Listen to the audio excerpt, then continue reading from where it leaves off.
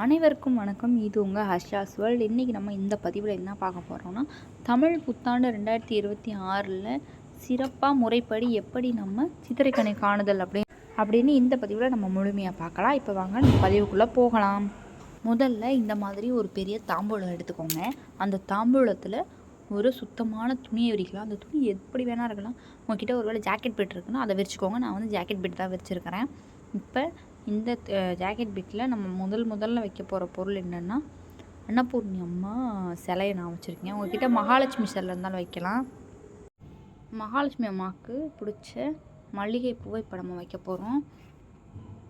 பொதுவாகவே மனமுள்ள பொருள்கள் வந்து பணத்தை ஈர்க்கும் அப்படின்றது வந்து நமக்கு தெரிஞ்ச விஷயம். அதனால் முடிஞ்ச அளவுக்கு வாசனை உள்ள பொருட்களை நிறையவே வைங்க. இரண்டாவது நம்ம வைக்க போகிற பொருள் என்ன அப்படின்னா, கண்ணாடி வளையல். கண்ணாடி வளையல் நீங்கள் இதுதான் வைக்கணும்னு இல்லை, பச்சை, மஞ்சள், சிவப்பு இது மூணில் எது இருந்தாலும் நீங்கள் வைக்கலாம். அடுத்து குங்குமம் வைக்க போகிறோம். குங்குமம் பேக்கெட்டில் கூட வாங்கி வச்சுக்கலாம். குங்குமம், மஞ்சளில் உங்கள்கிட்ட கிழங்கு இருந்தால் கூட வைங்க. அடுத்து தான் நம்ம வெற்றிலை பாக்கு வைக்க போகிறோம். வெற்றிலை பாக்கு வச்சிடலாம். இதற்கு அடுத்தபடியாக ரொம்பவே மங்களகரமான தாலி வைக்க போகிறோம். இதெல்லாம் எதுக்காண்டி நம்ம வைக்கிறோன்னா, இந்த வருஷம் ஃபுல்லாக மஞ்சள், குங்குமம், தாலி, பூவு, அதாவது சுபமாங்கல்யமாக நாங்கள் இருக்கணும், சுமங்கலியாக இருக்கணும், அந்த வரத்தை எங்களுக்கு கொடுங்க அப்படின்னு நம்ம கேட்குறதுக்காக அதெல்லாம் வைக்கிறோம். அடுத்து நான் வந்து வாழைப்பழம் வச்சுக்கிறேன். காலையில் பழுத்துரும், அதனால் நான் வந்து வாழைக்காய் அரைக்காயை வாங்கியிருக்கேன். அடுத்து பழம், அது வந்து உங்ககிட்ட எவ்வளோ கிடைக்குதோ அவ்வளோ நீங்கள் வச்சுக்கலாம். அடுத்து மாம்பழம். இந்த 3 பழம் தான் வைக்கணும்னு கட்டாயம் கிடையவே கிடையாது. உங்கள்கிட்ட என்ன முடியுமோ அந்த பழத்தை நீங்கள் கண்டிப்பாக வைக்கலாம். இதோட எலுமிச்சம்பழத்தை வச்சு கூட நீங்கள் கும்பிடலாம். எலுமிச்சம்பழம், வாழைப்பழம் மட்டும் வச்சு கூட கும்பிடலாம். கடவுள் அதை பரிபூர்ணமாக எடுத்துப்பார். அடுத்தபடியாக நம்ம சர்க்கரை வைக்க போகிறோம்.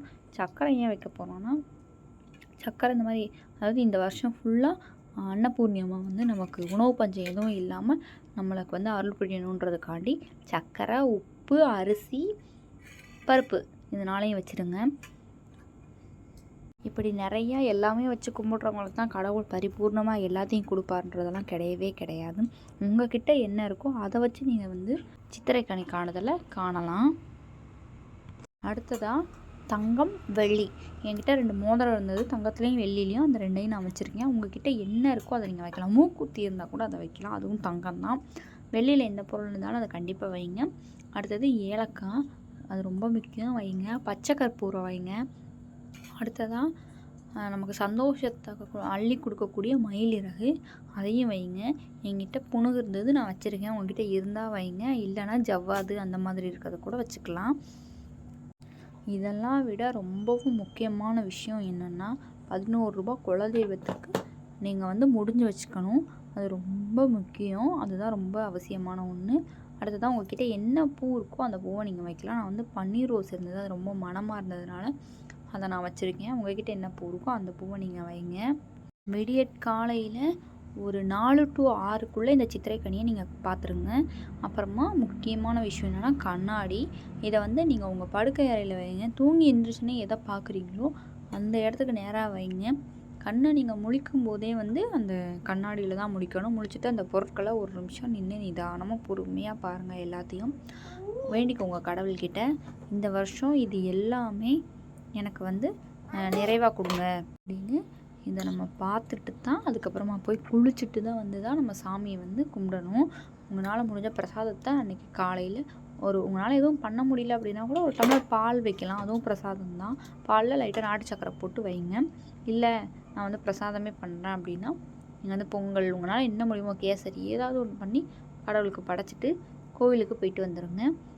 இந்த மாதிரியான சுப நாட்களில் சுப பொருட்கள் வாங்குறது ரொம்பவே விசேஷம். மங்களகரமான பொருட்கள், மல்லிகைப்பூவாக இருக்கட்டும், மஞ்சள், தங்கம், வெள்ளி, ஏதாவது ஒரு பொருளை நீங்கள் கண்டிப்பாக வாங்குங்க. இந்த வருடம் ரொம்ப சிறப்பான வருடமாக அமைகிறதுக்கு இன்னொரு முக்கியமான விஷயம் நீங்கள் பண்ண வேண்டியது என்னென்னா, தானம், தர்மம் ஏதாவது ஒன்று பண்ணுங்கள். உங்களால் முடிஞ்ச 10 ரூபாயாக இருந்தால் கூட ஒருத்தருக்கு தானமாக கொடுங்க. இல்லை உங்களால் உணவு வாங்கி கொடுக்க முடியும்னா ஒருத்தர் 2 பேருக்கு உணவு வாங்கி கொடுங்க.